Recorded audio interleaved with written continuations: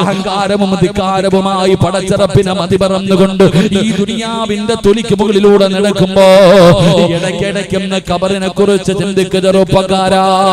എന്റെ പ്രിയപ്പെട്ട പെങ്ങള്, പള്ളിപ്പറമ്പിലെ ഖബർസാനിന്റെ സാദാ ഖബറിന്റെ പള്ളിപ്പറമ്പിലെ ഖബറിന്റെ ചാരത്തുകൂടെ ആ ഖബർസാനിന്റെ പരിസരത്തുകൂടെ റോഡിലൂടെ നടന്നു പോകുമ്പോ ആ സമയത്ത് പോലും ഒന്ന് തലമറയ്ക്കാത്ത പെണ്ണുങ്ങള്, ആ സമയത്ത് പോലും തന്റെ ചെവിയിലിരിക്കുന്ന ഫോണൊന്ന് താഴ്ത്തി വെക്കാറ് ആ പള്ളിപ്പറമ്പിന്റെ ആ ഖബറുകൾ ഇരിക്കുന്ന പള്ളിയുടെ പരിസരത്തുകൂടെ നടന്നു പോകുന്ന സമയത്ത് പോലും എന്റെ പ്രിയപ്പെട്ട പെങ്ങൾക്ക് ചിന്തിക്കാൻ കഴിയുന്നില്ല. പെങ്ങളെ, പടച്ചറപ്പിനെ മറക്കുന്ന ഭർത്താവ്, നിസ്കരിക്കാതെ കിടക്കുന്ന ഭർത്താവ്, കണ്ടുകുടിച്ചുകൊണ്ട് നടക്കുന്ന ഭർത്താവ്, വ്യഭിചാരത്തിന്റെ സ്വഭാവമുള്ള നിന്റെ പ്രിയപ്പെട്ട ഭർത്താവ്, അല്ലാഹുവേ എന്തേ നിനക്ക് ഖബറിനെ കുറിച്ച് പറഞ്ഞു കൊടുക്കാൻ കഴിയാത്തത്? ഒരുപാട് സ്വഹാബി വനിതകളുടെ ചരിത്രമുണ്ടല്ലോ. അല്ലാഹുവിനെ വഴിപിഴച്ചു പോയി എത്രയോ ഭർത്താക്കന്മാര് അല്ലാഹുവിന്റെ ദീനിലേക്ക് കൊണ്ടുവന്ന ഒരുപാട് സ്വഹാബി വനിതകൾ. എന്തേ നിനക്ക് ചരിത്രം അറിയാത്തത്? മഹാനായ ആദരവായ പ്രവാചകൻ നബി മുഹമ്മദ് മുസ്തഫ സല്ലല്ലാഹു അലൈഹി വസല്ലമ തങ്ങളുടെ പ്രിയപ്പെട്ട പൊന്നുമോൾ ഫാത്തിമ ബീവിയുടെ ചരിത്രം കഴിയുമെങ്കിൽ വായിച്ചു നോക്ക് പെങ്ങള്. ആ ഫാത്തിമ ബീവിയുടെ പുറകിൽ നിന്ന് സ്വർഗ്ഗത്തിൽ കടക്കാൻ ആഗ്രഹിക്കുന്നവള് ആരാണ്? അല്ലാഹുവിന്റെ റസൂലിന്റെ മകളും നിന്ന് പഠിക്കൂ. അല്ലാഹുവിന്റെ പ്രവാചകന്റെ പൊന്നുമകളുണ്ടല്ലോ, വിവാഹം കഴിഞ്ഞ് ഒന്നാമത്തെ രാത്രിയിൽ അലിയാര് തങ്ങളുടെ കൂടെ മണിയറയ്ക്കകത്തേക്ക് കടന്നു പോവുകയാ. അല്ലാഹുവിന്റെ പ്രവാചകന്റെ പൊന്നുമോള് പുതിയാപ്പളയായ അലിയാര് റളിയല്ലാഹു തആല അൻഹു രണ്ടുപേരും കൂടെ പടച്ചവനെ വിവാഹത്തിന്റെ ഒന്നാമത്തെ രാത്രിയിൽ മണിയറയ്ക്കകത്ത് കടന്നു പോവുകയാണ്. പടച്ചവനെ, അലിയാര് തങ്ങൾക്ക് വലിയ സന്തോഷമാ. കാരണം അല്ലാഹുവിന്റെ പ്രവാചകന്റെ മകളെ മണവാട്ടിയായി കിട്ടിയല്ലോ, ഭാര്യയായിട്ട് കിട്ടിയല്ലോ. അതിന്റെ സന്തോഷത്തിൽ മണിയറയ്ക്കകത്ത് കടന്നു ചെന്നു. അലിയാര് തങ്ങൾ വീടിന്റെ വാതിലടയ്ക്കുകയാണ്. പടച്ചറപ്പേ, എന്നിട്ട് വീടിനകത്ത് കത്തിച്ചു വെച്ചിരുന്ന വിളക്കുണ്ടല്ലോ, ആ വിളക്കിന്റെ തിരിയങ്ങ് താഴ്ത്തുകയാ. ആ വിളക്കിന്റെ തിരിയങ്ങ് താഴ്ത്തുകയാ. അല്ലാഹു വസമിഅനാ സൗതൻ ഹനീനാ. മണിയറയ്ക്കകത്ത് കത്തിച്ച് വെച്ചിരിക്കുന്ന വിളക്കണച്ചപ്പോ മണിയറയ്ക്കകത്തൊരു കരച്ചൽ കേൾക്കുകയാണ്, തേങ്ങല് കേൾക്കുകയാണ്. മണിയറയ്ക്കകത്തിരുന്ന് കരയുകയാ. അലിയാര് തങ്ങൾ ചെന്ന് നോക്കുമ്പോ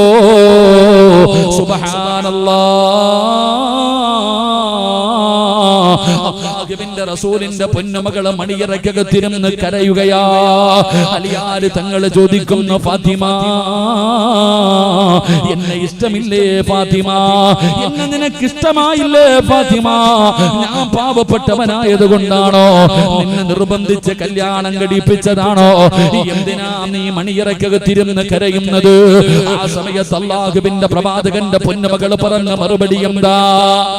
എന്തിനാ നീ കരയുന്നത്? ആ സമയത്ത് ഫാത്തിമ ബീബി റളിയല്ലാഹു തആല അവിടുന്ന് പറഞ്ഞു കൊടുക്കുന്നു, അലിയേ,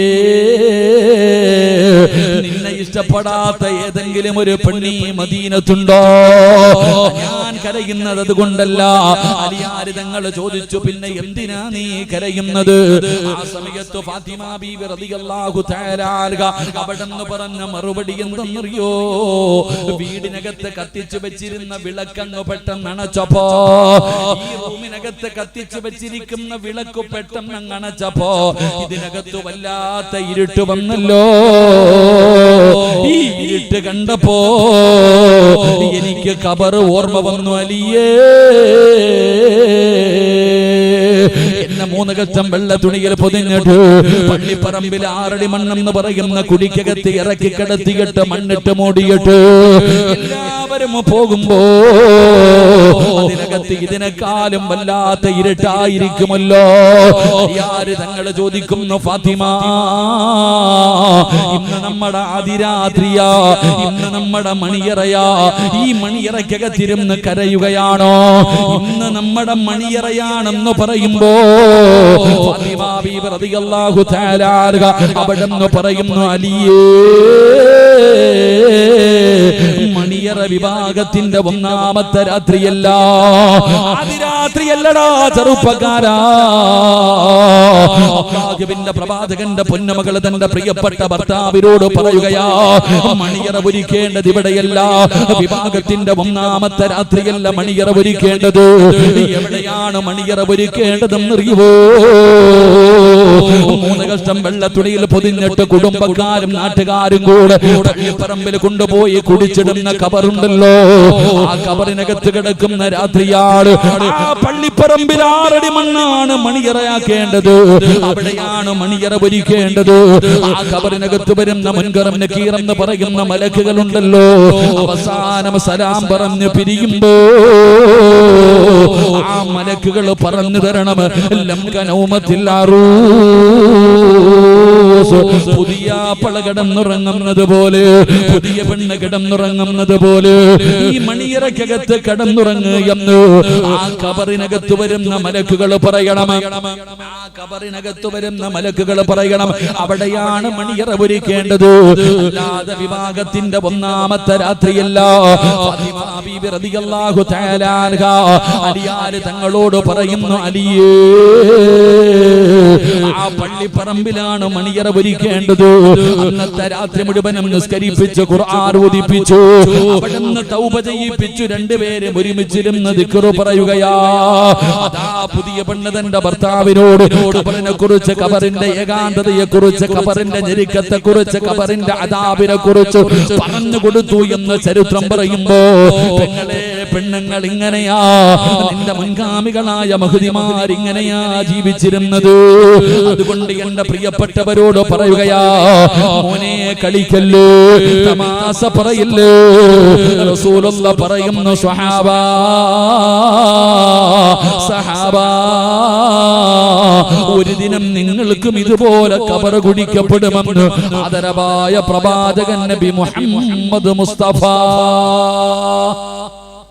ഇബ്രാഹിം നബി അലൈഹിസ്സലാം, മഹാനായ യാക്കൂബ് നബി അലൈഹിസ്സലാം, 2 പിതാക്കന്മാർ, 2 പ്രവാചകന്മാർ തന്റെ മക്കളോട് വസിയത്ത് ചെയ്യുകയാ. വവസാ ബിഹാ ഇബ്രാഹിം ബനീഹി വയാക്കൂബ് യാ ബനിയ ഇന്നല്ലാഹ അസ്തഫാ ലക്കുമുദ്ദീന ഫലാ തമൂതുന്ന ഇല്ലാ വഅൻതും മുസ്ലിമൂൻ. ഇബ്രാഹിം നബിയും യാക്കൂബ് നബിയും മക്കളോട് പറഞ്ഞു കൊടുക്കുകയാ, മുസ്ലിമായിട്ടേ മരിക്കാവോ, മുസ്ലിമായിട്ടേ മരിക്കാവോ.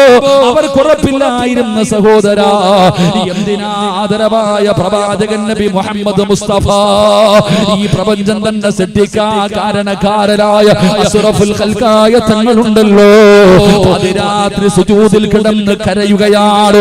ആയിഷ ബീവി റളിയല്ലാഹു തആല പറയുകയാ, അല്ലാഹുവിന്റെ പ്രവാചകന് കരയുന്ന കരച്ചിൽ കേട്ടിട്ട് ഞെട്ടിയുണരുകയാണ്. എന്തിനാ മുത്തുനബി കരയുന്നത്? ആയിഷ ബീവി റളിയല്ലാഹു തആല നോക്കുമ്പോ അല്ലാഹുവിന്റെ റസൂൽ സുജൂദിൽ കിടന്ന് ദുആ ചെയ്യുകയാ. എന്തോ പറഞ്ഞുകൊണ്ടാണ് കരയുന്നത്, എന്തോ പറഞ്ഞുകൊണ്ടാണ് കരയുന്നത്. അല്ലാഹുവേ, ആയിഷ ബീബി അടുത്തേക്ക് ചെല്ലുകയാ. അല്ലാഹുവിന്റെ റസൂൽ എന്താണ് പറയുന്നതെന്ന് കേൾക്കാൻ അടുത്തേക്ക് ചെല്ലുമ്പോ അല്ലാഹുവിന്റെ റസൂൽ പറയുന്നത് എന്ത് പറഞ്ഞിട്ടെന്നറിയോ? യാ മുകല്ലിബൽ ഖുലൂബ്, ഹൃദയങ്ങളെ മറിച്ചു കളയുന്ന അല്ലാഹ്, എന്റെ ഹൃദയത്തെ ദീനിൽ ഉറപ്പിച്ചു നിർത്തണേ അല്ലാഹ് അലൈഹി വസല്ലം. എന്റെ പ്രിയപ്പെട്ടവരെ, നമ്മളെല്ലാവരും ഖബറിന്റെ ചാരത്ത് പോകും. ആരെങ്കിലൊക്കെ മരിച്ച കുളിപ്പിച്ചു, കഫം പൊതിഞ്ഞു, പള്ളിയിൽ കൊണ്ടുപോയി നിസ്കാരം കഴിഞ്ഞ് 6 അടി മണ്ണിനകത്ത് ഇറക്കി വെച്ചിട്ട് ഖബറടക്കി മണ്ണിട്ടുകൊണ്ടിരിക്കുമ്പോ അവിടെ നിന്നുകൊണ്ട് രാഷ്ട്രീയം പറയും. അവിടെ നിന്നുകൊണ്ട് അവന്റെ കുറ്റം പറയും. ഫോൺ വന്നാ വിളിക്കും, വലിയ കച്ചവടമൊക്കെ ഉണ്ടോടാ, ബിസിനസ് ഒക്കെ ഉണ്ടോടാ, ഭാര്യ മക്കളൊക്കെ സുഖമായിട്ടിരിക്കുന്ന ഇവിടെ നിന്ന് പള്ളിപ്പറമ്പിൽ നിന്നിട്ട്. റസൂലുള്ളാഹി സ്വല്ലല്ലാഹു അലൈഹി വസല്ലമ തങ്ങൾ പറഞ്ഞു, അതിനകത്ത് കിടക്കുന്ന മനുഷ്യന്റെ അവസ്ഥ അറിഞ്ഞിരുന്നെങ്കിൽ, ആ പള്ളിപ്പറമ്പിൽ കിടക്കുന്ന മനുഷ്യന്റെ അവസ്ഥ നീ അറിഞ്ഞിരുന്നെങ്കിൽ, മന്തി ബിരിയാണി നിന്റെ മുന്നിൽ കൊണ്ടുവച്ചു, മട്ടൻ മന്തി നിന്റെ മുന്നിൽ കൊണ്ടുവച്ച നീ തിന്നുന്നതിന് മുമ്പ് നിലവിളിക്കും, നെഞ്ചത്തടിച്ചിട്ട് നീ കഴിക്കൂല. അള്ളാഹു നമുക്ക് ഈമാൻ നൽകുമാറാകട്ടെ. എന്റെ പ്രിയപ്പെട്ട സഹോദരങ്ങളെ, അത്രയും ഭയാനകമായിട്ടുള്ള അദാബ. നന്നാകണമെന്ന് ആഗ്രഹം ഉണ്ടെങ്കിൽ നീ വയലൊന്നും കേൾക്കണ്ട. നാളെ നട്ടുച്ചയാകുമ്പോ ഒരു 10 മണിക്കോ 11 മണിക്കോ രാത്രി പോകാൻ പേടിയല്ലേ? നാളെ പകൽ എപ്പോഴെങ്കിലും ഇവിടത്തെ പള്ളിപ്പറമ്പിൽ പോയിട്ട് ചുമ്മാതെ ഒന്ന് നിന്ന് നോക്ക്, നിന്റെ തുടി അങ്ങ് തീരും, നിന്റെ അഹങ്കാരം തീരും, നീ ആരൊക്കെയോ ആണെന്നുള്ള തോന്നലുണ്ടല്ലോടാ, സർവ്വതും തീരും. അള്ളാഹു നമുക്ക് ഈമാൻ നൽകുമാറാകട്ടെ. ഖബർ നിന്നോട് സംസാരിക്കും. ഞാൻ ഈ സിറാജ് സംസാരിക്കുന്നത് നിങ്ങൾ കേൾക്കുന്നത് പോലെ, എനിക്ക് നാവുള്ളതുപോലെ, നിങ്ങൾക്ക് നാവുള്ളതുപോലെ ഖബറിനും നാവുണ്ടെന്ന് നബി മുഹമ്മദ് മുസ്തഫ സല്ലല്ലാഹു അലൈഹി വസല്ലമ തങ്ങൾ പറഞ്ഞു. നാവുണ്ട്, കേൾക്കും സംസാരം. നമ്മളിപ്പോ പള്ളിപ്പറമ്പിൽ പോകുമ്പോ നമ്മൾ കേൾക്കുന്നില്ല, എന്നാൽ കേൾക്കുന്ന ഒരു സമയമുണ്ട്. ഖബർ നമ്മളോട് സംസാരിക്കും. എല്ലാ മനുഷ്യരോടും ഖബർ സംസാരിക്കും. മഹാനായ ഉമർ ഇബ്നു അബ്ദുൽ അസീസ് തങ്ങൾ, ഉമർ ഇബ്നു അബ്ദുൽ അസീസ് റളിയല്ലാഹു തആല അൻഹു മഹാനവറുകൾ ഒരു മനുഷ്യന്റെ മയ്യത്ത് കൊണ്ടുപോയി കബറടക്കി കഴിഞ്ഞപ്പോ എല്ലാരും പോവാ. ഉമർ ഇബ്നു അബ്ദുൽ അസീസ് തങ്ങൾ മാത്രം പള്ളിപ്പറമ്പിൽ ഒറ്റയ്ക്ക് നിന്നു. അപ്പൊ കൂടെ വന്നവര് ചോദിച്ചു, തങ്ങളെ വരണില്ലേ? ഇല്ല, നിങ്ങൾ പൊക്കോ. എന്താ ഇവിടെ നിക്കണേ? ഈ മയ്യത്ത് കുളിപ്പിച്ചു, കഫം പൊതിഞ്ഞു, നിസ്കരിച്ചു, ഖബറടക്കി, ഇനി എന്തിനാ ഇവിടെ നിക്കണേ? ഉമർ ഇബ്നു അബ്ദുൽ അസീസ് തങ്ങൾ പറഞ്ഞു, നിങ്ങൾ എല്ലാരും പൊക്കോ, എന്നെ ആരും ശല്യം ചെയ്യരുത്, നിങ്ങളൊന്ന് പോ. എല്ലാവരെയും പറഞ്ഞു വിട്ടു. എന്നിട്ട് ഇങ്ങനെ പള്ളിപ്പറമ്പിലൂടെ നടന്ന് ഏറ്റവും പഴക്കം ചെന്ന ഒരു ഖബറിന്റെ ചാരത്ത് ചെന്നു. ഏറ്റവും പഴക്കം ചെന്ന ഒരു ഖബറിന്റെ ചാരത്ത് പോയിട്ട് ഉമർ ഇബ്നു അബ്ദുൽ അസീസ് തങ്ങൾ ഇങ്ങനെ മിണ്ടാതെ ഇരിക്കുകയാ, കരയുന്നുണ്ട്. ഉമർ ഇബ്നു അബ്ദുൽ അസീസ് തങ്ങൾ ഇങ്ങനെ മിണ്ടാതിരിക്കുകയാ. ആ സമയത്ത് ആ ഖബർ ചോദിച്ചു, എന്താപ്പാ കുറെ നേരമായില്ലേ ഇവിടെ വന്നിരിക്കണേ? ആ ഖബർ മഹാനവറുകളോട് ചോദിക്കുകയാ, ഒരുപാട് നേരമായല്ലോ എന്റെ അടുത്ത് ഇരിക്കണം, എന്തേ ഒന്നും ചോദിക്കാനില്ലേ നിങ്ങൾക്ക്? എന്റെ വയറിനകത്ത് കിടക്കുന്ന മനുഷ്യനെ കുറിച്ചെങ്കിലും ചോദിക്കണ്ടേ? ഉമർ ഇബ്നു അബ്ദുൽ അസീസ് തങ്ങൾ ചോദിച്ചു, എങ്ങനെയാ നിന്റെ ഉള്ളിൽ കിടക്കുന്ന മനുഷ്യന്റെ അവസ്ഥ എന്താ? ആ സമയത്ത് ഖബർ പറഞ്ഞു കൊടുത്തു, മസഖത്തുൽ ലഖഫാൻ വശദഖത്തുൽ മുഖലതൈൻ വഅകൽതു ലഹുമാ. കഫൻ തുണി വലിച്ചു കീറും, ഞാൻ കെട്ടിപ്പിടിക്കും. കഫൻ തുണികൾ വലിച്ചു കീറും. കഫം അവന്റെ ശരീരം, അവൻ തിന്നു കൊഴുപ്പിച്ച ശരീരം, ആ ശരീരത്തിന്റെ മാംസങ്ങൾ മുഴുവനും പുഴുക്കൾ തിന്നും. ഉമർ ഇബ്നു അബ്ദുൽ അസീസ് തങ്ങൾ പൊട്ടിക്കരഞ്ഞുകൊണ്ട് ഖബറിന്റെ ചാരത്തങ്ങ് തളർന്നു വീണു. കേൾക്കണ്ട, എനിക്ക് കേൾക്കണ്ട. ഉമർ ഇബ്നു അബ്ദുൽ അസീസ് തങ്ങൾ ഖബറിന്റെ ചാരത്ത് തളർന്ന് തേങ്ങി കരഞ്ഞ് തളർന്നു വീണു. ആ ഖബറിന്റെ ചാരത്ത് കിടന്നിട്ട് ഉമർ ഇബ്നു അബ്ദുൽ അസീസ് തങ്ങൾ ഇങ്ങനെ കരയുന്നത് കണ്ടപ്പോ ആ ഖബറിന് പോലും സങ്കടം തോന്നിയിട്ട് പറഞ്ഞു, അല്ലദുല്ലുക അലാ അഖ്ഫാനി ലാ തുബില. രക്ഷപ്പെടണോ എന്റെ വീടിനകത്ത് രക്ഷപ്പെടാനുള്ള വഴി പോലും പറഞ്ഞു കൊടുത്തു എന്ന് ചരിത്രം പറയുമ്പോ, സിറാജ് ഇന്ന് ഈ സമയത്ത് നിങ്ങളുടെ മുന്നിൽ പറഞ്ഞു, ഖബറിന് നാവുണ്ട്. നിങ്ങൾ പറയും, പോടാ ചങ്ങാതി, കേക്കുവിടാ മോനെ, നിന്റെ മയ്യത്ത് ഇവിടത്തെ പള്ളിപ്പറമ്പിലേക്ക് കൊണ്ടിറങ്ങുന്ന സമയം ഖബറിനകത്ത് കൊണ്ടുവെക്കുകയൊന്നും വേണ്ട. നിന്റെ ജനാസ മയ്യത്ത് നമസ്കാരം കഴിഞ്ഞിട്ട് പള്ളിപ്പറമ്പിലേക്ക് അങ്ങോട്ട് കൊണ്ടിറങ്ങുമ്പോ നീ കേൾക്കും ഖബറിന്റെ സംസാരം. അള്ളാഹു നമുക്ക് ഭാഗ്യം നൽകുമാറാകട്ടെ. ഖബർ നമ്മളോട് പറയും, വാടാ, ഇത്രയും നാളെ ഞാൻ നിന്നോട് പറഞ്ഞില്ലേ എന്റെ മുകളിൽ കൂടെ നടന്നപ്പോ? എത്രയോ പേരെ നീ പള്ളിക്കുടിയിൽ കൊണ്ടുവന്ന് കുഴിച്ചിട്ടില്ലേടാ? അന്ന് നിന്നോട് ഞാൻ പറഞ്ഞു, എന്റെ അടുക്ക വരുമ്പോ നേരെ ചൊവ്വ വരണം, എന്റെ അടുക്കൽ വരുമ്പോ നീ എന്തെങ്കിലും കൊണ്ടുവരണം. നീ അപ്പ അഹങ്കാരിയെ പോലെ നീ എന്റെ മുകളിൽ നിന്നിട്ടാടാ കാമുകിയെ വിളിച്ച് സംസാരിച്ചത്. എന്റെ ഖബറിന്റെ മുകളിൽ ഇരുന്ന ചെടി തുള്ളിപ്പറിച്ചോണ്ടാ നീ കാമുകിയോട് സംസാരിച്ചത്. എന്റെ പ്രിയപ്പെട്ടവരെ, നീ നാട്ടുകാരെ കുറിച്ച് പച്ചയിറച്ചി ചെയ്യുന്നത് പള്ളിപ്പറമ്പിൽ നിന്നാടാ. എന്റെ തനി സ്വഭാവം എന്താന്ന് ഞാൻ കാണിച്ചു തരാം, വാടാ എന്ന് ഖബർ നിന്നോട് പറയുന്നത് നീ കേൾക്കുമെന്ന് ആദരവായ പ്രവാചകൻ നബി മുഹമ്മദ് മുസ്തഫ. അല്ലാഹു നമുക്ക് ഈമാൻ നൽകി അനുഗ്രഹിക്കുമാറാകട്ടെ. അതുകൊണ്ട് എന്റെ പ്രിയപ്പെട്ട സഹോദരങ്ങളെ, റസൂലുള്ളാഹി തങ്ങൾ പറഞ്ഞു, ഒരു ദിവസം നിനക്കും കുഴിക്കപ്പെടും. എന്തായാലും നമുക്ക് എല്ലാവർക്കും ഒരു ദിവസം ഖബർ കുഴിക്കും. നമ്മൾ എന്തായാലും ഒരു ദിവസം മരിക്കും. അള്ളാഹു നല്ല മരണം നൽകുമാറാകട്ടെ. നമ്മൾ മരിക്കുവോ? നിങ്ങൾ മിണ്ടരുത്. സബ് ജൂനിയർ വിഭാഗം ഇന്ന് നിങ്ങൾക്ക് നിങ്ങൾക്ക് ഇന്ന് വ്രതവാ. മിണ്ടോതിരുന്നോ? ഒറ്റ ആളും മിണ്ടരുത്. ഉറങ്ങിക്കോ. അവിടെ 4-4 നിന്ന് കിണിക്കുന്നുണ്ട്. അതിന്റെ തള്ളന്മാര് പിടിച്ചോ, ഇല്ലെങ്കിൽ ഇത്തിരി ബുദ്ധിമുട്ടാ. അള്ളാഹു ഈമാൻ നൽകുമാറാകട്ടെ. മരിക്കുമെന്ന് വിശ്വാസമുള്ളവരൊക്കെ ഒന്ന് കൈപൊക്കിക്കും. നിങ്ങൾ പൊക്കിയാലും പൊക്കിയില്ലെങ്കിലും ആര് പൊക്കും? നീ വേണമെങ്കിൽ പൊക്ക്, ഇല്ലെങ്കിൽ പൊക്കണ്ട. പക്ഷെ ആര് പൊക്കും? അള്ളാഹു ആണോടാ റൂഹ് പിടിക്കുന്നത്. ആര് പിടിക്കും? അസ്റായിൽ. ആ പേര് പറയാൻ തന്നെ പേടിയുണ്ട്. അള്ളാഹു കാണാൻ ഭാഗ്യം തരുമാറാകട്ടെ. ആരെ അസ്റായിലിനെ കാണാൻ അള്ളാഹു ഭാഗ്യം തരുമാറാകട്ടെ. മക്കളെ പറയത്തുള്ളൂ, പുറകിരിക്കുന്ന ഒന്നും പറയൂല. കാരണം ഓനെന്താ അസ്റായിൽ? മുമ്പേ ഇരിക്കുന്നവരൊക്കെ അസ്റായിൽ. നിങ്ങൾ പറയൂല, പേടിയാ നമുക്ക്. നീ പേടിച്ചെന്ന് പറഞ്ഞ അസ്റായിൽ തിരിച്ചു പോകുമോ? അപ്പൊ അതുകൊണ്ട് നിങ്ങളും ഉണ്ടല്ലേ എന്നല്ലടാ ഞാൻ പറഞ്ഞത്. യുവന്മാരെ പൊക്കി ഏറ്റവും പുറകെ കൊണ്ടുവരണം. ആ ബിരിയാണി ചെമ്പിന്റെ സൈഡിൽ അതാകുമ്പോ പിന്നെ കുഴപ്പമില്ലല്ലോ. പെണ്ണുങ്ങൾ എഴുന്നേറ്റ് തല്ലു കൊടുത്തോളൂ, ആ മാതാപിതാക്കൾ എഴുന്നേറ്റ് പിടിച്ചോളൂ. എന്റെ പ്രിയപ്പെട്ട സഹോദരങ്ങളെ, എന്തായാലും നമ്മൾ ഒരു ദിവസം മരിക്കും. പക്ഷേ മരിക്കുമെന്ന് ഉറപ്പായിരിക്കും നിങ്ങൾക്കും. അതിന് യാതൊരു സംശയവുമില്ല. ജബ്ബാറിന് വരെ വിശ്വാസമുണ്ട് മരിക്കുമെന്ന്. അള്ളാഹു ഈമാൻ കൊടുക്കുമാറാകട്ടെ. ആരാ ജബ്ബാർ? നിരീശ്വരവാദികളുടെ നേതാവായ ജബ്ബാർ. ദൈവമില്ല എന്ന് പറയുന്നവന്. അപ്പൊ അതുകൊണ്ട് എല്ലാവർക്കും ഉറപ്പാണ് മരിക്കുമെന്നുള്ള വിഷയത്തിൽ ലോകത്ത് ഒരാൾക്കും സംശയമില്ല. അപ്പൊ എന്തായാലും നമ്മൾ മരിക്കും. ഇങ്ങനെ നടന്നാൽ രക്ഷപ്പെടുവോ? ഇന്നിവിടെ എന്തെങ്കിലുമൊക്കെ നടക്കും. ഉമ്മമാരെ പിടിച്ച് സ്റ്റേജിൽ ഇരുത്തണം. നിങ്ങളൊക്കെ താഴെ ഇറങ്ങി. എന്നിട്ട് ഹത്തീബിന്റെ ചാരത്തിരുത്തിയാലേ ഇമാർക്ക് റെഡിയാവത്തുള്ളൂ. മദ്രസയിലെ ഉസ്താദന്മാരുടെ കൂടെ ഇരുത്തണം. അല്ലാഹു നമ്മുടെ മക്കളെ നന്നാക്കി തരുമാറാകട്ടെ. എന്റെ പ്രിയപ്പെട്ട സഹോദരങ്ങളെ, എന്തായാലും നമ്മൾ എല്ലാവരും ഒരു ദിവസം മരിക്കും. പക്ഷെ വെറുതെ മരിച്ചാ പോരാ. മരിക്കുന്നതിന് മുമ്പ് എന്തെങ്കിലും നമ്മുടെ ജീവിതത്തിൽ ചെയ്തു വെക്കണം. വെറുതെ മരിച്ചാ പോരാ. മരിക്കുന്നതിന് മുമ്പ് 6 കാര്യങ്ങൾ ചെയ്തു വെച്ചിട്ട് മരിച്ച മരണത്തിന് ശേഷമുള്ള ജീവിതം സന്തോഷമായിരിക്കും. 6 കാര്യങ്ങൾ ചെയ്യാതെ കയ്യും വീശിപ്പോയ നിന്റെ കാര്യം കട്ടപ്പുകയാ. അള്ളാഹു കാക്കുമാറാകട്ടെ. 6 കാര്യങ്ങൾ ഞാൻ പറഞ്ഞു തരാം. ഈ 6 കാര്യങ്ങൾ മരിക്കുന്നതിന് മുമ്പ് നിന്നെ കൊണ്ട് ചെയ്യാൻ കഴിഞ്ഞാൽ നീ രക്ഷപ്പെടും. ചെയ്തില്ലയോ നിന്റെ കാര്യത്തിൽ തീരുമാനമായി. അള്ളാഹു കാത്തിരക്ഷിക്കുമാറാകട്ടെ. കസേര ഒഴിവുണ്ടോ? ഇപ്പൊ ഫ്രീ ആയിട്ട് കസേര കിടക്കുന്നതൊന്ന് പൊക്കിക്കും. നിങ്ങളുടെ ആരുടെയെങ്കിലും ഇടയിൽ കസേര ഫ്രീ ആയിട്ട് കിടപ്പുണ്ടോ?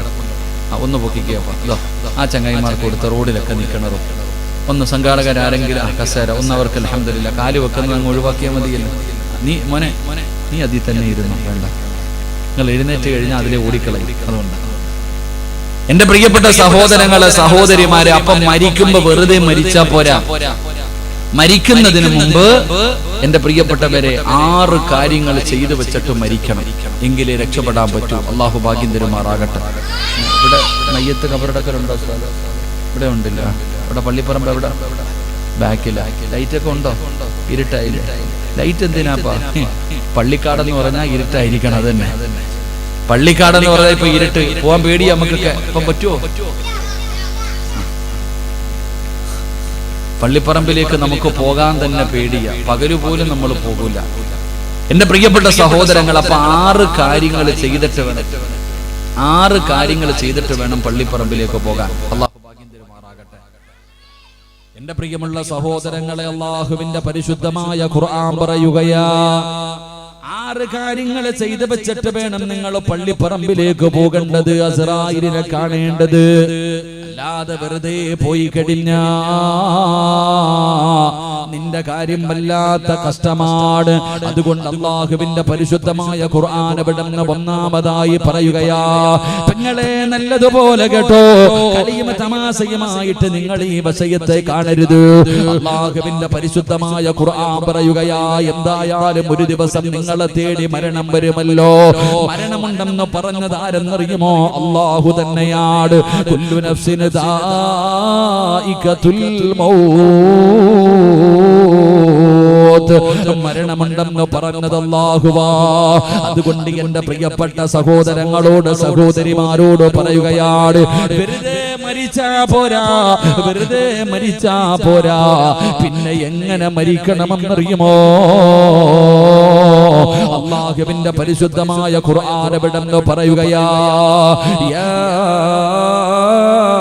അയ്യുഹല്ലദീന ആമനുത്തഖുല്ലാഹ ഹഖ്ക തുഖാതിഹി വലാ തമൂതുന്ന ഇല്ലാ വഅൻതും മുസ്ലിമൂൻ. അല്ലാഹുവിന്റെ പരിശുദ്ധമായ ഖുർആൻ പറയുകയാ, വെറുതെ മരിച്ചാ പോരാ, പെങ്ങളെ വെറുതെ മരിച്ചാ പോരാ. യാ അയ്യുഹല്ലദീന ആമനുത്തഖുല്ലാഹ ഹഖ്ക തുഖാതിഹി വലാ തമൂതുന്ന ഇല്ലാ വഅൻതും മുസ്ലിമൂൻ. നീ മുസ്ലിമായിട്ടേ മരിക്കാവോ, നീ മുഅ്മിനായിട്ടേ മരിക്കാവോ. അതാ നിന്റെ അസ്റായിൽ എന്ന് പറയുന്ന മലക്ക് നിന്റെ കാലിന്റെ തള്ളവിരൽ മുതൽ റൂഹ് പിടിക്കുകയാണ്. അവസാനം നിന്റെ തൊണ്ടക്കുടിയുടെ ഭാഗത്തേക്ക് കടന്നു വന്നു. ആ തൊണ്ടക്കുടിയിൽ നിന്ന് റൂഹ് വലിച്ചെടുക്കുന്ന സമയം അവസാനമായിട്ട് നീ പറയണം, ലാ ഇലാഹ ഇല്ലല്ലാഹ് മുഹമ്മദുർ റസൂലുള്ളാഹ്.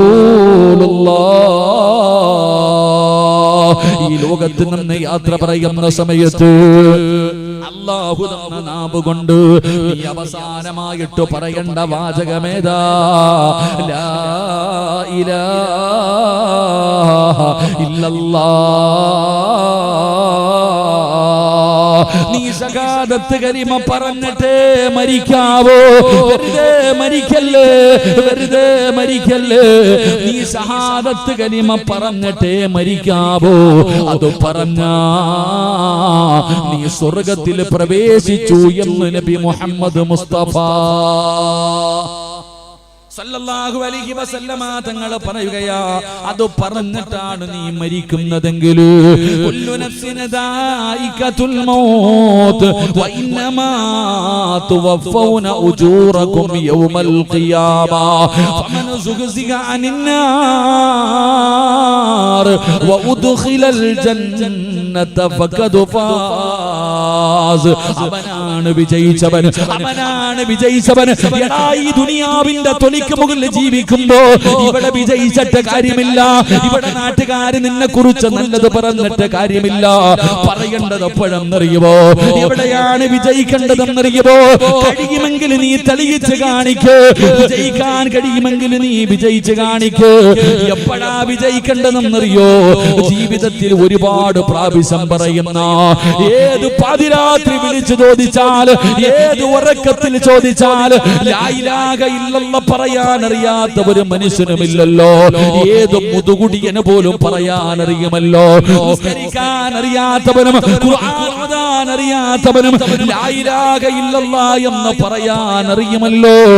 ഈ പറയാനറിയുന്ന നിന്റെ ജീവിതത്തിൽ നല്ല ഓർമ്മയുള്ള ഈ ദിക്ർ നിന്റെ നാവ് കൊണ്ട് അവസാനമായിട്ട് ഒരേ ഒരു പ്രാവശ്യം നീ പറഞ്ഞാൽ നീ രക്ഷപ്പെട്ടു എന്ന് നബി മുഹമ്മദ് മുസ്തഫ സല്ലല്ലാഹു അലൈഹി വസല്ലമ തങ്ങൾ പറയുന്നു, മരിക്കുമ്പോ വെറുതെ മരിച്ചാ പോരാ, ലാ ഇലാഹ ഇല്ലല്ലാഹ് മുഹമ്മദുർ റസൂലുള്ളാഹ് സല്ലല്ലാഹു അലൈഹി വസല്ലം ഇത് പറഞ്ഞിട്ട് മരിക്കണം. അല്ലാഹു ഭാഗ്യം തരുമാറാകട്ടെ, അല്ലാഹു ഭാഗ്യം തരുമാറാകട്ടെ.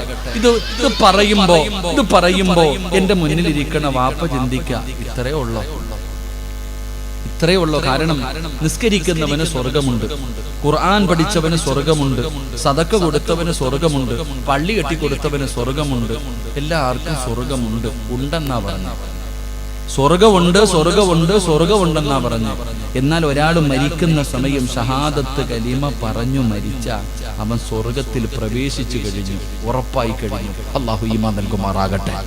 അപ്പൊ ഇത് പറയുമ്പോ നമ്മളിൽ പലരും വിചാരിക്കണത് ഇത്രയേ ഉള്ളൂ, നമ്മളെ കൊണ്ട് പറ്റും ഇല്ലേ? ഏതുറക്കത്തിൽ ചോദിച്ചാലും ലാ ഇലാഹ ഇല്ലല്ലാഹ് എന്ന് പറയും. എല്ലാവർക്കും അറിയുന്ന ഒരു ദിക്റ. ഉസ്താദേ എത്ര വട്ടം പറഞ്ഞിരിക്കുന്നു ഞാൻ, നിങ്ങൾ ഇപ്പോഴും പറഞ്ഞു, നമുക്ക് എല്ലാവർക്കും നല്ലതുപോലെ അറിയാം. ഞാൻ എങ്കിലും ഒരു കാര്യം ചോദിക്കട്ടെ, ഇത് ഇത്ര പറയാൻ എളുപ്പമാണെങ്കിൽ എന്തിനാ മരിക്കാൻ കിടക്കുന്ന സമയത്ത് ഇത് ഓർമ്മിപ്പിക്കുന്നത്? ഒരാള് സക്കറാത്തിന്റെ അവസ്ഥയിൽ കിടക്കുമ്പോ ആ മനുഷ്യന്റെ ചാരത്ത് പോയിട്ട് ലാ ഇലാഹ ഇല്ലല്ലാഹ് എന്ന് പറഞ്ഞു കൊടുക്കണം. ആര്? ആ മരിക്കാൻ കിടക്കുന്ന മനുഷ്യൻ ഏറ്റവും കൂടുതൽ ഇഷ്ടപ്പെടുന്ന ആള്. ഏറ്റവും കൂടുതൽ മക്കളിൽ ആരെയാണോ ഏറ്റവും കൂടുതൽ ഇഷ്ടം അവര് വേണം പറഞ്ഞു കൊടുക്കാൻ. അപ്പൊ ലാ ഇലാഹ ഇല്ലല്ലാഹ് എന്ന് പറഞ്ഞു കൊടുക്കണേ എന്ന് മുത്തുനബി പറഞ്ഞു, ഓർമ്മിപ്പിക്കാൻ പറഞ്ഞു. എന്തിനാ ഓർമ്മിപ്പിക്കണം? നിനക്ക് അറിയണ ദിക്റല്ലേ? നമ്മളൊക്കെ വല്ലപ്പോഴും പള്ളി വന്നിട്ട് കാക്ക കൊത്തണ പോലെ കൊത്തിയിട്ട് ഇറങ്ങി ഓടണ നമ്മൾ വിചാരിച്ചിരിക്കണത് പറ്റുമല്ല, താടി ഇങ്ങനെ പിടിച്ചു വലിക്കുക പറ്റും. പടച്ചവനെ താടിയുണ്ട്, തഴമ്പുണ്ട്, ഹജ്ജിന് പോയിട്ടുണ്ട്, ഉംറയ്ക്ക് പോയിട്ടുണ്ട്, പള്ളിയിലെ ഇമാമാണ്, പ്രവാചകനാണ്, കമ്മറ്റിക്കാരനാണ്, കാരുണ്യ പ്രവർത്തനം നടത്തുന്നവനാണ്, കയ്യിൽ ലാ ഇലാഹ ഇല്ലല്ലാഹ് അടിച്ചു നടക്കുന്ന താത്തായാണ്, എന്നെ കൊണ്ട് ഇത് പറ്റുമെന്ന് നമ്മളങ്ങ് ഉറപ്പിച്ചു. നമ്മളങ്ങ് ഉറപ്പിച്ചിരിക്കാൻ നമ്മൾ ഈമാനോട് കൂടിയ മരിക്കൂ എന്ന് ആരാ പറഞ്ഞേ? അള്ളാന്റെ ഖുർആൻ ഒന്നും എടുത്തു നോക്കാത്തതിന്റെ സഹോദര, അള്ളാഹുവിന്റെ വിശുദ്ധമായ ഖുർആൻ എടുത്തു നോക്ക്. മഹാനായ ഖലീലുല്ലാഹി ഇബ്രാഹിം നബി അലൈഹിസ്സലാം, കൊച്ചാപ്പാടെ പേരല്ല ഞാൻ പറഞ്ഞത്, ഒരു നബിയുടെ പേരാ പറഞ്ഞത്. മഹാനായ ഖലീലുല്ലാഹി ഇബ്രാഹിം നബി അലൈഹിസ്സലാം. ആ ഇബ്രാഹിം നബി അലൈഹിസ്സലാം അള്ളാഹനെ ആരാധിക്കാൻ ഒരു പള്ളി കെട്ടി, കഅബാലയം. അള്ളാഹുവിനെ ആരാധിക്കുന്നതിന് വേണ്ടി പരിശുദ്ധമായ ഒരു കഅബാലയം, ഒരു പള്ളി കെട്ടി. ലോകത്തെ ആദ്യത്തെ പള്ളി, അതും അള്ളാന്റെ അർശിന്റെ നേരെ താഴെ ഒരു പള്ളി കെട്ടി. പള്ളി കെട്ടുന്നതിനേക്കാളും വലിയ പുണ്യമില്ല. പള്ളിയുടെ പണി പൂർത്തിയായി കഴിഞ്ഞപ്പോ ഇബ്രാഹിം നബി അലൈഹിസ്സലാം തന്റെ മകനായ ഇസ്മായിൽ നബി അലൈഹിസ്സലാമിനെ വിളിച്ചു. എന്നിട്ട് വാപ്പയും മകനും കൂടെ പള്ളി കെട്ടിക്കൊടുത്തിട്ട് അള്ളാഹുവിനോട് പറയുകയാ, അള്ളാഹുവെ നീ ഇത് സ്വീകരിക്കണേ അല്ലാഹ്. അള്ളാഹുവെ ഒരു പള്ളി കെട്ടി പടച്ചവനെ നീ സ്വീകരിക്കണേ അല്ലാഹ്. രണ്ടാമത്തെ ചോദ്യം എന്തെന്നറിയോ? അല്ലാഹ് നീ ഈമാനോടുകൂടി മരിപ്പിക്കണേ അല്ലാഹ്. ഇബ്രാഹിം നബിക്ക് ആ ഉറപ്പില്ലായിരുന്നു. കഅബാലയത്തിൽ ചെല്ലുമ്പോ ഇബ്രാഹിം നബിയെ എന്തൊക്കെ ഇബ്രാഹിം നബി നമുക്ക് മറക്കാൻ പറ്റുമോ? ആ ഖലീലായ ഇബ്രാഹിം നബി അലൈഹിസ്സലാം പോലും അള്ളാഹുവിനോട് പറയുകയാ, അല്ലാഹ് പടച്ചവനെ ഈമാനോടുകൂടി മരിപ്പിക്കണേ അല്ലാഹ്. ആമീൻ പറയണ ആരാ? ആമീൻ പറയുന്നത് ആരാ? പ്രസവിച്ച ഉടനെ ചോര കുഞ്ഞുമായി കിടക്കുന്ന ഹാജറ ബീബി റളിയല്ലാഹു തആല അൻഹയുടെ ചാരത്ത് വന്നിട്ട് പറഞ്ഞു, ഹാജറ ഒരുങ്ങ്, മകനെ എടുത്തോളാൻ പറഞ്ഞു. മകനെയും ഭാര്യയെയും വിളിച്ചുകൊണ്ട് സഫാ മർവ എന്ന് പറയുന്ന രണ്ട് മലകൾക്ക് നടുവിൽ പോയിട്ട് ഒരു മനുഷ്യൻ, ഒരു പറവ പോലും ഇല്ലാത്ത ആ മരുഭൂമി എന്ന് പറയുന്ന കൊടും കാട്ടിൽ കൊണ്ടുപോയിട്ട് പ്രസവിച്ച ഭാര്യയെയും ചോര കുഞ്ഞിനെയും ഇറക്കി വിട്ടിട്ട് കഴിക്കാനുള്ള ഈത്തപ്പഴവും വെള്ളവും കൊടുത്തിട്ട് ഇബ്രാഹിം നബി അങ്ങ് പോയി. ഭാര്യ ചോദിച്ചു, നിങ്ങൾ എവിടെ പോവാ? ഒന്നും മിണ്ടണില്ല. അവസാനം ഹാജറ ബീവി റളിയല്ലാഹു തആല അൻഹ ചോദിച്ചു, നിങ്ങളുടെ തീരുമാനമാണോ അതോ അള്ളാഹുടെ തീരുമാനം? അള്ളാഹുടെ തീരുമാനം. എന്നാ പൊക്കോ. അതാ പെണ്ണ്. ഭർത്താവ് മരിച്ചാൽ ഞാൻ എന്ത് ചെയ്യുമെന്ന് നെഞ്ചിതടിക്കലല്ല. ഹാജറ ബീവി റളിയല്ലാഹു തആല അൻഹ ചോദിച്ചു, അള്ളാഹുടെ തീരുമാനമാണോ നിങ്ങളുടെ തീരുമാനമാണോ? അള്ളാഹുടെ തീരുമാനം. എന്നാ പിന്നെ ധൈര്യമായിട്ട് പൊക്കോ, തിരിഞ്ഞു പോലും നോക്കണ്ട, റബ്ബ് നോക്കിക്കൊള്ളും. പോയിട്ട് വർഷങ്ങൾ കഴിഞ്ഞിട്ട് ഇബ്രാഹിം നബി തിരിച്ചു വന്നു മോനെ കാണാൻ. മകനെ കാണാമെന്നു. മകനോട് സ്നേഹം. ചരിത്രം പറയുന്നു, തന്റെ മകനോട് വല്ലാത്ത സ്നേഹം. എവിടെ പോയാലും വാപ്പയുടെ കൈ പിടിച്ചിട്ട് ഇബ്രാഹിം നബിയും ഇസ്മായിൽ നബിയും നടക്കും, വാപ്പയും മോനും. അപ്പൊ മകനോടുള്ള സ്നേഹം കൂടിയപ്പോ അള്ളാഹ് ഒന്നുകൂടെ ടെസ്റ്റ് ചെയ്തു. അവിടെ നറുത്തു കൊടുക്കാൻ പറഞ്ഞു. ഒരു ദിവസം 11 വയസ്സ് പ്രായമുണ്ട് ഇസ്മായിൽ നബിക്ക്. ഇസ്മായിൽ നബിക്ക് 11 വയസ്സ് പ്രായമുള്ളപ്പോ ഒരു ദിവസം രാവിലെ വാപ്പ വന്നിട്ട് മോനോട് ചോദിക്കുക, മോനെ, അവിടെ നിന്ന് ഖുർആൻ പറയുന്നുണ്ട്, മകനോട് ചോദിച്ചു, മോനെ വാപ്പ ഇന്നലെ ഒരു സ്വപ്നം കണ്ടു, മോനെ അറുത്തു കൊടുക്കാൻ അള്ളാഹ് പറഞ്ഞിരിക്കുകയാ, എന്താ മോന്റെ അഭിപ്രായം? 55 വയസ്സുകാരനോടല്ല ചോദിച്ചത്, 11 വയസ്സുള്ള ഒരു മകനോട്. എന്താ മോനെ നിന്റെ അഭിപ്രായം എന്ന് ചോദിച്ചപ്പോ ഇബ്രാഹിം നബി അലൈഹിസ്സലാമിന്റെ കണ്ണ് തെള്ളിപ്പോയി മോന്റെ മറുപടി കേട്ടിട്ട്. ഇസ്മായിൽ നബി അലൈഹിസ്സലാം പറഞ്ഞത്, വാപ്പാ എന്താണോ ഇഫ്അൽ മാ തുഅ്മർ സതജിദുനി ഇൻഷാ അല്ലാഹ്. അല്ലാഹ് എന്താണോ പറയണ ചെയ്തേക്കാം. അല്ല എന്താണോ പറഞ്ഞത് വാപ്പ അനുസരിച്ചോ ചെയ്തോ. ഇതാ മകൻ, നിങ്ങൾ പഠിക്കുക. നമ്മുടെ മക്കളും നമ്മൾ പഠിക്കേണ്ട മക്കളെ വളർത്തേണ്ടത് ഇങ്ങനെ. അപ്പൊ അറക്കാൻ പറഞ്ഞ അറുത്തു കൊടുക്കണം. അല്ലാതെ കാര്യമാണ്. അറുത്തു കൊടുക്ക്. വാപ്പായും മകനും കൂടെ കുളിച്ചൊരുങ്ങി പുതിയ വസ്ത്രവും ധരിച്ചിട്ട് അറക്കാൻ പോവാ. അറക്കാൻ പോകുന്ന വഴിയിൽ മകൻ വാപ്പായോട് പറഞ്ഞു കൊടുക്കാം, ഉപ്പ അറുക്കുന്ന സമയത്ത് എന്റെ കൈയും എന്റെ മുഖം എന്റെ കഴുത്ത് തിരിച്ചു വെക്കണം. വാപ്പ എന്നെ അറുക്കുന്ന സമയം എന്റെ മുഖം തിരിച്ചു വെച്ചിട്ട് വേണം അറുക്കാൻ. അതെന്തേ മോനെ? ഉപ്പാൻ എന്റെ മുഖം കണ്ട അറക്കാൻ പറ്റൂല. എന്റെ മുഖം കണ്ട എന്റെ ഉപ്പാൻ അറക്കാൻ പറ്റൂല. അതുകൊണ്ട് എന്റെ മുഖം തിരിച്ചിട്ടിട്ട് വേണം വാപ്പച്ചി അറക്കാൻ. ഇസ്മായിൽ നബി പറയുകയാ, എന്റെ കയ്യും കാലും കെട്ടണേ വാപ്പ. എന്തിനാ മോനെ? ഉപ്പ കഴുത്തിൽ കത്തി വെച്ചിട്ട് അറുക്കുമ്പോ എനിക്ക് വേദനിക്കാതെ ഞാൻ പിടഞ്ഞ ഉപ്പാടെ കൈ വിറയ്ക്കും. ഞാൻ കൈകാലിട്ട് അടിച്ച ഉപ്പയ്ക്ക് അറക്കാൻ പറ്റൂല. അതുകൊണ്ട് എന്റെ കയ്യും കാലും കെട്ടിയിട്ടിട്ട് വേണം ഉപ്പച്ചി അറക്കാൻ. ഇസ്മായിൽ നബി പറഞ്ഞു കൊടുക്കുന്നു, വാപ്പ എന്റെ ഉടുപ്പ് ഊരണേ, എന്റെ വസ്ത്രം ഊരിയിട്ട് വേണം അറക്കാൻ. എന്തിനാ മോനെ? ഉമ്മ കുളിപ്പിച്ചിട്ട വസ്ത്രമല്ലേ, ഇതിനകത്ത് ബ്ലഡ് പറ്റിയ എന്റെ ഉമ്മയ്ക്ക് സഹിക്കൂല. എന്റെ ഉമ്മ ഈ പുതിയ ഉടുപ്പിനകത്ത് ബ്ലഡ് പറ്റിയിട്ട് ഉമ്മ കണ്ട ഉമ്മയ്ക്ക് വേദനയാ. നാലാമത് പറയുന്നു, വാപ്പാ എന്നെ കുളിപ്പിച്ചു ഒരുക്കി വിട്ട ഉമ്മാനോട് പറയണം സ്വർഗത്തിൽ വെച്ച് കാണാന്ന് ഞാൻ പറഞ്ഞു. അള്ളാന്റെ സ്വർഗത്തിൽ വെച്ച് കാണാമെന്ന് പറഞ്ഞു എന്ന് പറയണമെന്ന് പറഞ്ഞ ഇസ്മായിൽ നബി അലൈഹിസ്സലാം ഈ മകനും കൂടെ ആയിരുന്നു ദുആ ചെയ്യുന്നത്. അല്ലാഹുവേ, ഈ ലോകത്ത് നിന്ന് യാത്ര പറയുമ്പോ ഈമാനുള്ള മരണം തരണേ അല്ലാഹ്. അല്ലാഹു നമുക്ക് ഈമാൻ നൽകുമാറാകട്ടെ. ഖുർആനിന്റെ മറ്റൊരു ഭാഗം നോക്കി. യൂസുഫ് നബി അലൈഹിസ്സലാം ഈജിപ്തിന്റെ ഭരണാധികാരിയായി തന്റെ രാജസിംഹാസനത്തിലേക്ക് കേറുമ്പോ യൂസുഫ് നബി അല്ലാഹുവിനോട് ദുആ ചെയ്യുകയാ, റബ്ബി ഖദ് ആതൈതനി മിനൽ മുൽക് വഅല്ലംതനി മിൻ തഅവീലിൽ ഹദീസ്. പരിശുദ്ധമായ ഖുർആൻ അവിടെന്ന് പറയുകയാ, അവിടെന്ന് മൂസ ഈസ മഹാനായ യൂസുഫ് നബി അലൈഹിസ്സലാം അല്ലാഹുവിനോട് പറയുന്നു, തവഫനി മുസ്ലിമാ, തവഫനി മുസ്ലിമാ, എന്നെ മുസ്ലിമായിട്ട് മരിപ്പിക്കണേ അല്ലാ, എന്നെ മുസ്ലിമായിട്ട് മരിപ്പിക്കണേ അല്ലാ. യൂസുഫ് നബി ദുആ ചെയ്യുകയാ. യൂസുഫ് നബി കുറപ്പില്ലായിരുന്നു. മഹാനായ ഇബ്രാഹിം നബി അലൈഹിസ്സലാം, മഹാനായ യാക്കൂബ് നബി അലൈഹിസ്സലാം, രണ്ട് പിതാക്കന്മാർ, രണ്ട് പ്രവാചകന്മാർ തന്റെ മക്കളോട് വസിയത്ത് ചെയ്യുകയാ. വവസാ ബിഹാ ഇബ്രാഹിം ബനീഹി വയാക്കൂബ് യാ ബനിയ ഇന്നല്ലാഹ അസ്തഫാ ലക്കുമുദ്ദീന ഫലാ തമൂതുന്ന ഇല്ലാ വഅൻതും മുസ്ലിമൂൻ. ഇബ്രാഹിം നബിയും യാക്കൂബ് നബിയും മക്കളോട് പറഞ്ഞു കൊടുക്കുകയാ, മുസ്ലിമായിട്ടേ മരിക്കാവൂ, മുസ്ലിമായിട്ടേ മരിക്കാവൂ. അവർ കുറപ്പില്ലായിരുന്ന സഹോദരാ. എന്തിനാ? ആദരവായ പ്രവാചകൻ നബി മുഹമ്മദ് മുസ്തഫ ഈ പ്രപഞ്ചം തന്നെ സൃഷ്ടിക്കാൻ കാരണക്കാരനായ അസ്റഫുൽ ഖൽഖായ തങ്ങളുണ്ടല്ലോ, അതിരാത്രി സുജൂദിൽ കിടന്ന് കരയുകയാണ്. ആയിഷ ബീബി റളിയല്ലാഹു തആല പറയുകയാ, അല്ലാഹുവിന്റെ പ്രവാചകൻ കരയുന്ന കരച്ചിൽ കേട്ടിട്ട് ഞെട്ടിയുണരുകയാണ്. എന്തിനാ മുത്തുനബി കരയുന്നത്? ആയിഷ ബീബി റളിയല്ലാഹു തആല നോക്കുമ്പോ അല്ലാഹുവിന്റെ റസൂൽ സുജൂദിൽ കിടന്ന് ദുആ ചെയ്യുകയാ. എന്തോ പറഞ്ഞുകൊണ്ടാണ് കരയുന്നത്, എന്തോ പറഞ്ഞുകൊണ്ടാണ് കരയുന്നത്. അല്ലാഹുവേ, ആയിഷ ബീബി അടുത്തേക്ക് ചെല്ലുകയാ. അല്ലാഹുവിന്റെ റസൂൽ എന്താണ് പറയുന്നതെന്ന് കേൾക്കാൻ അടുത്തേക്ക് ചെല്ലുമ്പോ അല്ലാഹുവിന്റെ റസൂൽ പറയുന്നത് എന്ത് പറഞ്ഞിട്ടെന്നറിയോ? യാ മുകല്ലിബൽ ഖുലൂബ്, ഹൃദയങ്ങളെ മറിച്ചു കളയുന്ന അല്ലാഹ്, എന്റെ ഹൃദയത്തെ ദീനിൽ ഉറപ്പിച്ച് നിർത്തണേ അല്ലാഹ്. ആയിഷ ബീവി റളിയല്ലാഹു തആല കരഞ്ഞുകൊണ്ട് ചോദിക്കുന്നു, നബിയേ, യാ റസൂലല്ലാഹ്, അല്ലാഹുവിന്റെ നബിയേ, ഉറപ്പില്ലേ നബിയേ? അന്നയ്ക്കും ഉറപ്പില്ലേ നബിയേ? ഈമാനോട് കൂടി മരിക്കുമെന്ന് ഉറപ്പില്ലേ നബിയേ? ആയിഷ ഒരു മനുഷ്യന്റെ ഹൃദയത്തിന്റെ അവസ്ഥ എന്തെന്നറിയോ? നൂലിൽ കെട്ടി തൂക്കിയിട്ടിരിക്കുന്ന പട്ടം പോലെയാ.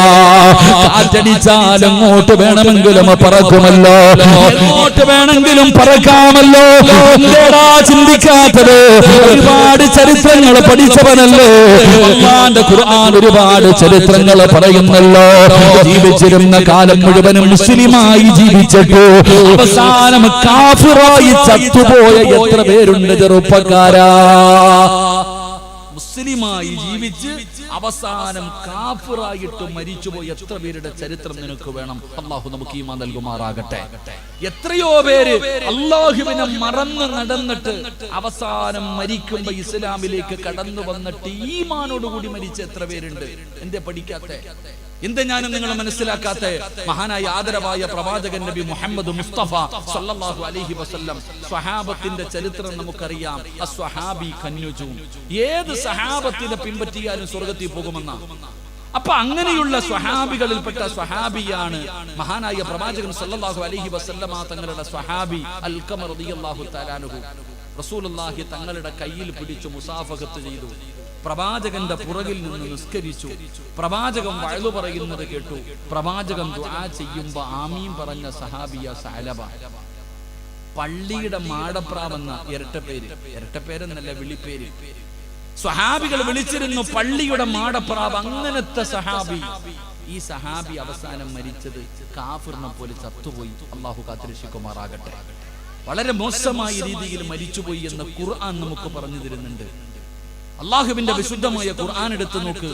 ഒരു മനുഷ്യന്റെ, ഒരു മഹാനിന്റെ ചരിത്രം പറയുന്നു. വല്ലാഹുവിന് ബാവൂറ. സാധാരണ ആളൊന്നുമല്ല. അള്ളാഹുവെ മൂസാ നബി അലൈഹിസ്സലാമിന്റെ കാലഘട്ടത്തിൽ ജീവിച്ച മനുഷ്യന അർശ് നോക്കി പാഠമെടുക്കുന്ന ആൾ, അസ്മാഉൽ ഹുസ്ന കാണാതെ പറയാൻ അറിയുന്ന ആൾ, അള്ളാഹുവിനോട് ദുആ ചെയ്താൽ അള്ളാഹു ദുആ സ്വീകരിക്കുന്ന മഹാൻ. പട്ടിയെ പോലെ ചത്തുപോയത്. അള്ളാഹു കാത്തിരക്ഷിക്കുമാറാകട്ടെ. എന്റെ പ്രിയപ്പെട്ട സഹോദരങ്ങളെ, ഞാൻ പറഞ്ഞു വന്നത്, എപ്പോഴാണ് മനുഷ്യന്റെ മനസ്സ് മാറുന്നതെന്നറിയില്ല. കടം കേറി കേറി കേറി തൂങ്ങുന്നവരുണ്ട്. രോഗം വന്നിട്ട് മനസ്സമാധാനമില്ലാതെ ചാവുന്നവരുണ്ട്. എന്റെ പ്രിയപ്പെട്ട സഹോദരങ്ങളെ, നമ്മൾ ഓരോരുത്തരെയും എന്നാൽ അള്ളാഹുവിനെ മറന്ന് കമല സുരയ്യ എന്ന് പറയുന്ന, മാധവിക്കുട്ടി എന്ന് പറയുന്ന ഒരു പെണ്ണുണ്ടായിരുന്നു. നമുക്കൊക്കെ അറിയാം.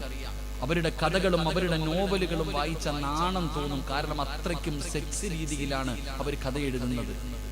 പക്ഷെ അള്ളാഹുവിന്റെ ദീനിലേക്ക് പരിഭാഷ വായിച്ചവർ കടന്നു വന്നു. ഇന്നും പാളയം പള്ളിയിൽ പോകുമ്പോൾ കാണാം അവരുടെ കബറിടം. അള്ളാഹു അവർക്ക് മഗ്ഫിറത്തും മർഹമത്തും കൊടുക്കുമാറാകട്ടെ. ഇതുപോലെ എത്രയോ പേര് എന്റെ പ്രിയപ്പെട്ടവരെ നമുക്ക് സാക്ഷികളായി. ഞാൻ പറഞ്ഞു വന്നത്, ഈമാനോടുകൂടിയേ മരിക്കൂ എന്ന് ഈ തഴമ്പുണ്ടെന്ന് പറഞ്ഞിട്ട് കാര്യമില്ല. തഴമ്പുള്ളതിന്റെ പേരിൽ, താടിയുള്ളതിന്റെ പേരിൽ ഇങ്ങനെ മരിക്കൂ എന്ന് ഉറപ്പിക്കരുത് എന്റെ പ്രിയപ്പെട്ട സഹോദരങ്ങളെ. അതുകൊണ്ട് ഈമാനോടുകൂടി മരിക്കണമെങ്കിൽ വല്ലാത്ത പ്രയാസമാ. ഈമാനോടുകൂടി മരിക്കണമെങ്കിൽ വല്ലാത്ത പ്രയാസമാ.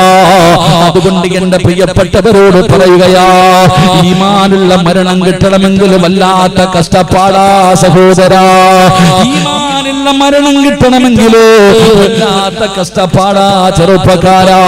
അതുകൊണ്ട് ഈമാനോടുകൂടിയുള്ളവര് നല്ല മരണം വേണമെന്ന് നിനക്ക് ആഗ്രഹമുണ്ടോ? അല്ലാഹുവിനെ വഴിപ്പെട്ടുകൊണ്ട് ജീവിക്കൂ. അല്ലാഹു പറയുന്നതനുസരിച്ച് കൊണ്ട് ജീവിക്കൂ. അല്ലാഹുവിനെ മറന്നുകൊണ്ട് നടക്കല്ലോ. അല്ലാഹുവിനെ ധിക്കരിച്ചുകൊണ്ട് നടക്കല്ലോ. അല്ലാഹു പറയുകയാണ്, ഈമാനുള്ളവര് മരണം വേണോ? അതിനുള്ള എളുപ്പ വഴി എന്തെന്നറിയുമോ? വഅ്മുർ അഹ്ലക ബിസ്സലാത്തി വസ്തബിർ അലൈഹാ ലാ നസ്അലുക റിസ്ഖാ നഹ്നു നർസുഖുക വൽ ആഖിബതു ലിത്തഖ്വാ. അല്ലാഹുവിന്റെ വിശുദ്ധമായ ഖുർആൻ പറയുകയാ, അല്ലാഹുവിന്റെ പള്ളിയുടെ മിനാരത്തിൽ നിന്ന് 5 നേരം ബാങ്ക് വിളിക്കുമ്പോ നിനക്ക് നമസ്കരിക്കാൻ കഴിയുമോ? പള്ളിയിൽ വന്ന് ജമാഅത്തായി നമസ്കരിക്കാൻ കഴിയുമോ?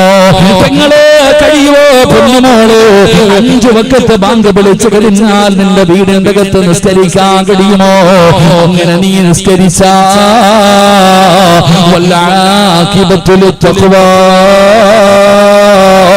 അല്ലാഹു നിനക്ക് നല്ല മരണം തരുമെന്ന് വിശുദ്ധ ഖുർആൻ. അള്ളാന്റെ ഖുർആൻ പറയുകയാ, ഞാൻ പറയുന്നതനുസരിച്ച് നീ ജീവിക്ക്, 5 നേരം നീ നിസ്കരിക്ക്, നിനക്ക് ഞാൻ നല്ല മരണം തരാം. അള്ളാഹു നമുക്ക് ഈമാൻ നൽകുമാറാകട്ടെ. അള്ളാഹ് പറയുന്ന ഒരു കാര്യവും നമ്മൾ അനുസരിക്കാൻ തയ്യാറല്ല. അള്ളാഹു പറയുന്നത് നമ്മൾ അനുസരിക്കുന്നില്ല. എന്റെ പ്രിയപ്പെട്ടവരെ, അള്ളാഹു പറയുന്നത് അനുസരിക്കാതെ വരുമ്പോൾ അള്ളാഹ് പറഞ്ഞിട്ട് കേൾക്കാത്തവനെ അള്ളാഹു പാഠം പഠിപ്പിക്കും. അതാ ഇപ്പൊ നടന്നുകൊണ്ടിരിക്കുന്നത്. അള്ളാഹു നമുക്ക് ഈമാൻ നൽകുമാറാകട്ടെ. എന്റെ പ്രിയപ്പെട്ട സഹോദരങ്ങളെ, ഈ ഉമ്മത്ത് വല്ലാത്ത പ്രതിസന്ധിയിലൂടെയാ കടന്നു പോകുന്നത്. ഇപ്പൊ കേരളത്തിലെ ഹലാലാണ് ചർച്ച. എല്ലാം കഴിഞ്ഞു, ഇപ്പൊ അവസാനം എല്ലാം കഴിഞ്ഞിപ്പോ ഹലാല് ജിഹാദിൽ വന്നിരിക്കുക. സത്യം പറഞ്ഞാൽ ഏറ്റവും വലിയ കോമഡി തോന്നുന്നത്, TV ചാനലിൽ കയറി ഇരുന്നിട്ട് ചർച്ചയ്ക്ക് പോയിരിക്കുന്ന ആ സാധനം ഒരുത്തനുണ്ടല്ലോ, ചർച്ചയിൽ കയറി ഇരുന്നിട്ട് ഇങ്ങനെ പഠിച്ചവനെ. അപ്പൊ ഈ TV ചാനലിലെ അവതാരക ചോദിക്കും, എന്താണ് ഈ ഹലാൽ എന്ന് പറഞ്ഞ? ആ പാപം കടന്ന് ഉരുളുന്ന ഉരുളിച്ച ഒന്ന് കാണും. എടാ, എന്താണ് ഹലാല്? ഹലാല് അത് ജിഹാദ്, തീവ്രവാദം എന്ന ഈ പൊട്ടൻ ഏറ്റവും കുറഞ്ഞത് ഹലാൽ എന്താണെന്ന് പോലും പഠിച്ചിട്ടില്ല. അല്ലാഹു ഈമാൻ നൽകുമാറാകട്ടെ. അല്ലാഹു ഈമാൻ നൽകുമാറാകട്ടെ. എന്നെ സംബന്ധിച്ചിടത്തോളം ഞാൻ പറയുന്നത്, നമ്മൾ ഇതിന് മറുപടി ഒന്നും പറയരുത്. നമ്മുടെ നാട്ടുകാർ, പഴയ ആൾക്കാർ പറയും, ശത്രുവിന്റെ ഉപദ്രവം ചില സമയത്ത് ഉപകാരമാകുന്നതാണ്.